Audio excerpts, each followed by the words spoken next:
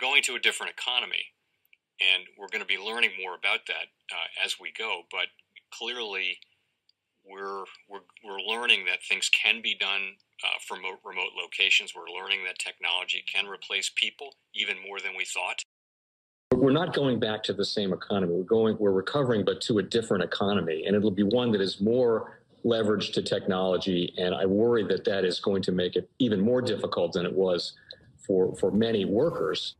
In Silicon Valley, and my friends who work in technology know that what we did to the manufacturing workers, we are now going to do to the retail workers, the call center workers, the fast food workers, the truck drivers, and then even bookkeepers, accountants, insurance agents, lawyers, and on through the economy.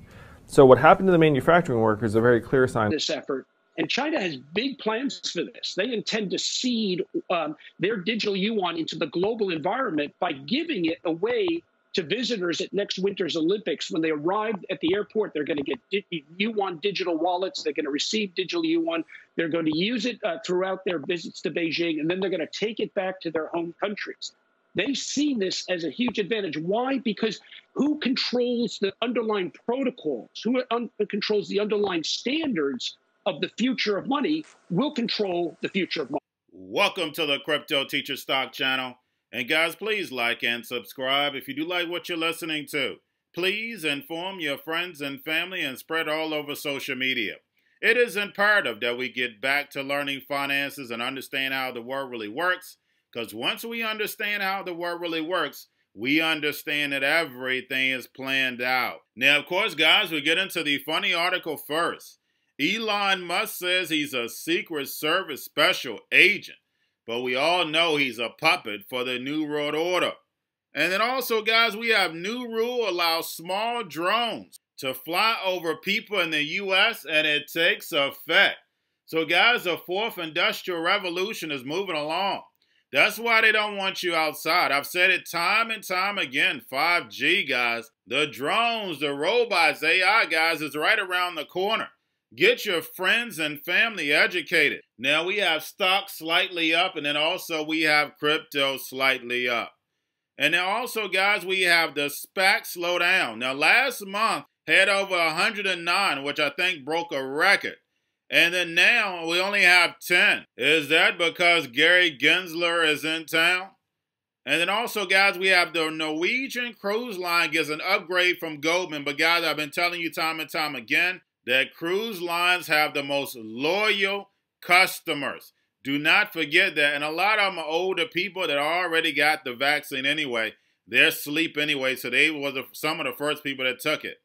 Now we have Jim Beams, which should be a part of the funny article, does a $1 billion campaign for responsible drinking and other things.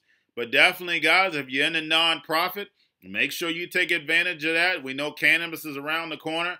You have to play the yin and the yang. That's the reason why gambling, they have Gambling Anonymous. The yin and the yang, guys.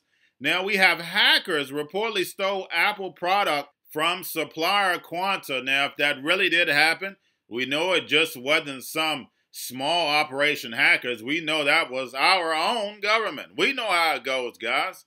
Now, we have Cadillac rolls out 60,000 lyric EVs. So, guys, we know the fourth industrial revolution, electric vehicles inside the United States. Other countries not so much are pushing this, but in the United States, we're moving away from oil. We know that deal with the Saudis brung on the New World Order. They gave them the power over the world using the U.S. dollar. So this EV push is very important. Not your financial advice, not financial advice, but please do your own research. Now we have Dogecoin, of course, 420 was yesterday. Had a pump and dump. It dumped when everybody's ready to buy it. Everybody's thinking it's going to hit $1. And what happens? The New World Order pulls the rug. We know that Dogecoin is being used as a way for adoption. The people love it. But guess what? The people don't understand the technology. The masses have no idea. The only thing they see is a quick buck. Dogecoin has been sitting at number 5 and number 6 market cap. If that doesn't let you know that the New World Order controls this whole crypto market, I don't know what will. The stock market at all-time highs with all these people out of work. Small businesses closed for good. I don't know what will. Now, guys, we had 3 stocks that hit the stock market that got no news coverage, but these are 3 of the most important stocks that hit the stock market and no hype around it. Now, we have UiPath, one of the largest U.S. software companies, went public and nobody's talking. Right behind the curtain. We have NFL data rights owner Genius Sports closed a $1.5 billion merger. So guys, basically the only thing they're doing is data for sports gambling online. And what have I said time and time again what America is going to be about? That's right, cannabis, gaming, online betting. That's all it's going to be about, guys. America to Babylon is here. Now we have ad software company Double Verify rises 28% on its first day. I'm not your financial advisor, not financial advice. Please do your own research. But these 3 stocks are at great prices, guys. Now getting over to the indicators, we have the dollar down, the VIX down, and the yield slightly up. Do not forget to go to the Fed app. So therefore, you can see how much the Fed is putting in to manipulate the yields, because of course that's going to let us know which way the stock market and cryptos are going. But guys, that's all I have for you. Don't forget to go to the main channel, Crypto Teacher. Like, subscribe, spread that channel everywhere. Learn the new economy for the 4th Industrial Revolution. Also this channel, like, subscribe, spread it everywhere. Y'all have a wonderful day. You know, back in October 27th, when the deal was announced, you put out your projections, and I just wonder, are you still expecting roughly $238 million in revenues in 2022 and $68 million in group-adjusted EBITDA? Yeah, so we reaffirmed our forecast in the last information that we put out, and you know the business is performing very well. It's performing as expected, and you know we're incredibly excited about completing the merger, completing the transaction, going live on the New York Stock Exchange, and all the opportunity that really brings to the business. Well, what opportunity does that bring to the business?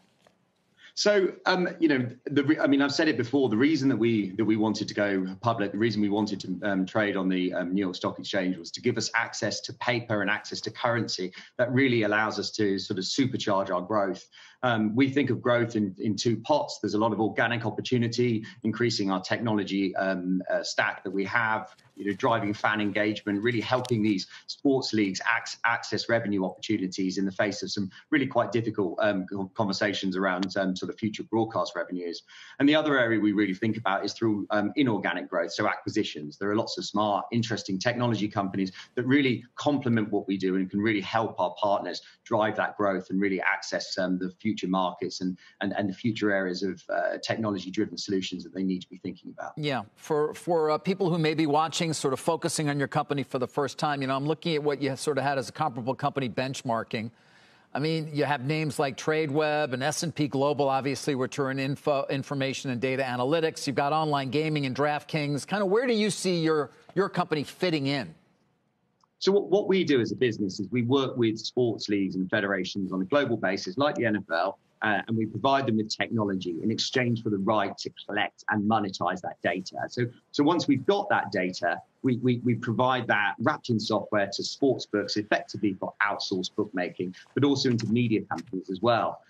So the revenue model we operate is really a mixture. We take a proportion of what's known as gross gaming revenue or net gaming revenue from the sports books. So effectively, we participate in the growth of the sports betting market. It's almost like the rising tide lifts all boats. We're part of that entire ecosystem and that entire infrastructure. But on top of that, our revenue model also provides us software as a services type revenue model for other things that we provide around the data sector. Mark, it's Morgan. I want to get your thoughts on what we're seeing play out in Europe right now where soccer is concerned. I realize that Genius partners with the Premier League. Obviously, we just saw this Super League kind of come and essentially go in recent days. And while that might be the case, it does kind of shine a light on the economics and the business models and whether they've worked or not, where soccer, at least European soccer, is concerned. How are you thinking about it? What does that mean in terms of your business? Sure. I mean, look, there's been conversations around the Super League since